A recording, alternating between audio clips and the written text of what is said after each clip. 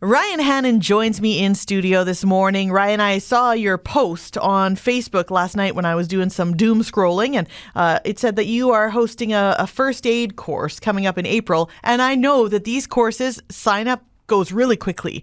They do, yeah. And so when is that one happening? So that class specifically is April 7th. I do have one before that, March 28th, with a little bit of time, but I was promoting the standard first aid, which is a little bit more advanced. Oh, okay. That one, yeah. So the April 7th one will be more advanced? A little bit, yeah. So there's two basic levels of first aid that most people can do. Emergency, which is basically covering the most common injuries, basically like household injuries, those kind of things. Like a cut or like, Exactly, yeah. Broken bones, those kind of things that are fairly common. And then standard just goes a little more into detail, into more rare but conditions that you kind of need to know a little bit more what to do with them when they actually happen.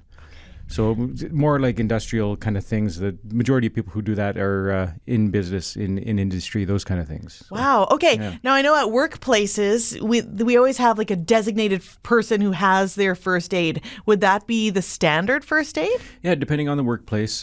Workplace safety and health, they have their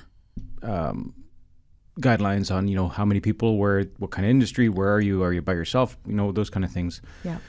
I think still the majority would be emergency, but some do standard. And I do have people that come from outside that actually want to know the standard stuff, just to be prepared.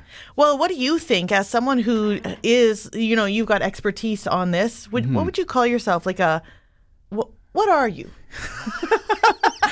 I'm a first aid instructor. I'm also a nurse that works ER and acute. So right. I do have kind of both sides of that. But in this role, it's first aid instructor. So just having that knowledge and being able to pass it along to others on what to do when something comes up. Right. So I guess the question is, why is it important for us regular folks, people who aren't nurses, to have their first aid? Like, should we all attend this course? Absolutely. Absolutely. Every single person should be attending. Personally, if I had my way, I'd have it tied to your driver's license. You have to have first aid to have your driver's license, but that's not the way it is, and that's okay. That's interesting. Because think about it. If you're driving around the Pembina Valley and you come to an accident, you might be the only one by that accident for the next 15 minutes. And by the time an ambulance gets to you, it could be even longer than that yet. So what are you doing? Right. And if you are first aid certified or even have your CPR course, you can make a difference in someone else while you're waiting for the actual first responder. Absolutely. Absolutely. And in that scenario, more first aid than the CPR, but definitely any learning in that regard is good. Yeah, absolutely.